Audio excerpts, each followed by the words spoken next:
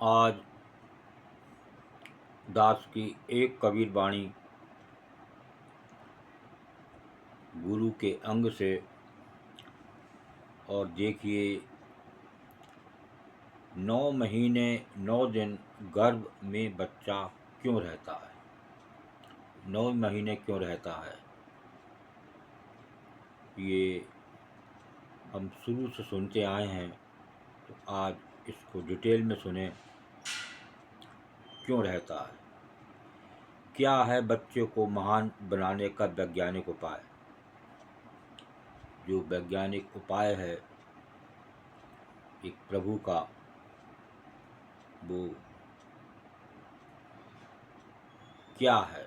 आज सेवन करते हैं। लोग ज्योतिष पर बहुत कम विश्वास करते हैं, क्योंकि ज्योतिषियों ने ही ज्योतिष का विनाश किया है। उनके अधूरे ज्ञान के कारण ऐसा हुआ है।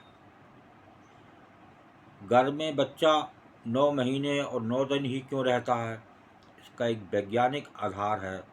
हमारे ब्रह्मांड के 9 ग्रह अपनी अपनी किरणों से गर्भ में पल रहे बच्चे को विकसित करते हैं। देखिए, 9 ग्रह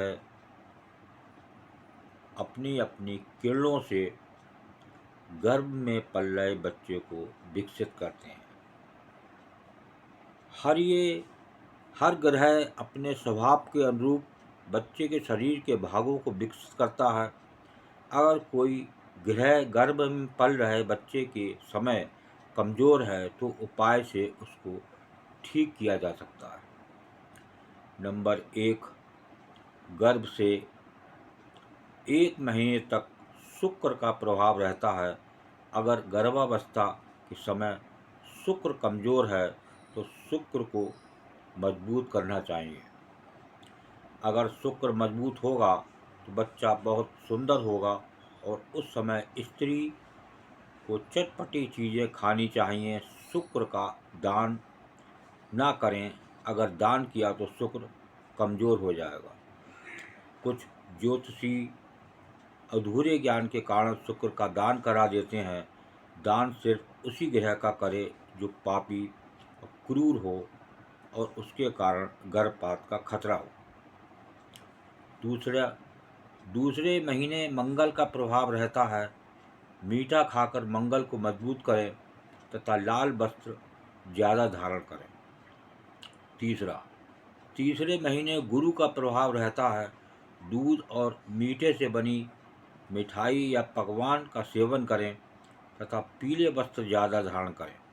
नंबर 4, चौथे महीने सूर्य का प्रभाव रहता है। रसों का सेवन करें तथा मेहरून वस्त्र ज़्यादा धारण करें। 5वें महीने चंद्र का प्रभाव रहता है। दूध और दही तथा चावल तथा सफ़ेद चीज़ों का सेवन करें तथा सफ़ेद ज़्यादा वस्त्र धारण करें। 6ठे महीने शनि का प्रभाव रहता है। कसैली चीज़ों, कैल्शियम और रसों के सेवन करें तथा आसमानी वस्त्र ज़्यादा धारण करें। 7वें महीने बुध का प्रभाव रहता है। जूस और फलों का खूब सेवन करें तथा हरे रंग के वस्त्र ज़्यादा धारण करें। 8वें महीने फिर चंद्र का तथा नीचे 9वें महीने सूर्य का प्रभाव रहता है। इस दौरान अगर कोई ग्रह नीच राशि गत भ्रमण कर रहा है, तो उसका पूरे महीने यज्ञ करना चाहिए। जितना गर्भगृहों की किरणों से तपेगा, उतना ही बच्चा महान और मेधावी होगा।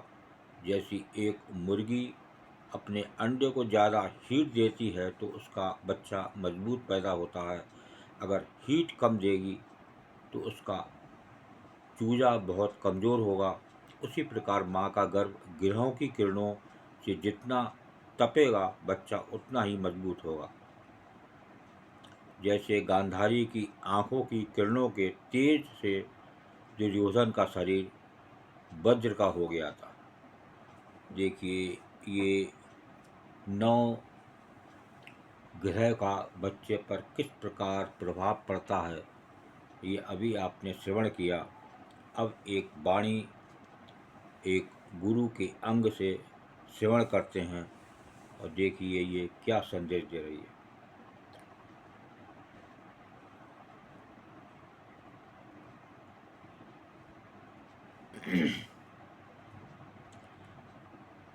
चेतन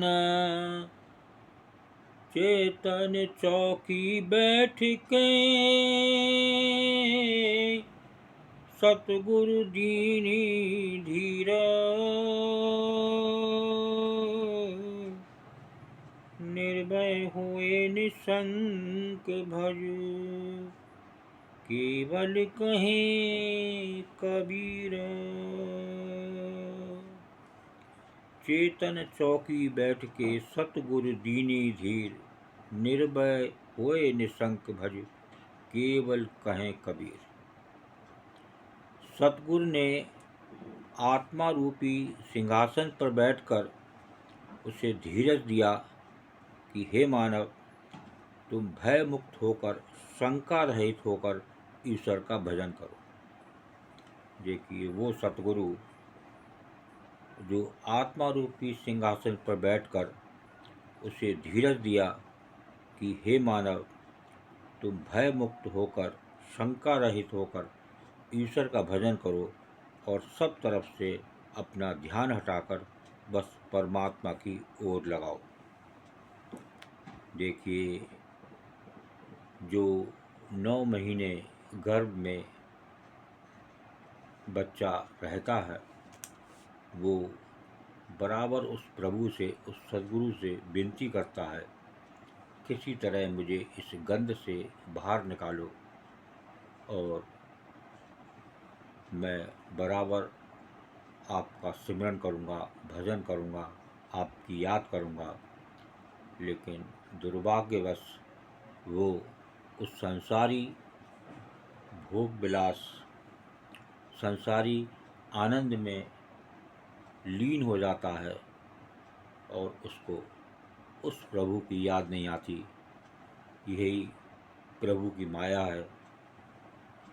तो इस प्रभु को ना भूलें, तभी असली आनंद है। वो आनंद आत्मा रूपी, आप जो आपके शरीर में आत्मा है उसमें वो प्रभु, वो दीन दयालु उस सिंहासन, उस चौकी पर बैठकर वो धीरज देता है अगर आप उसकी याद करते हैं।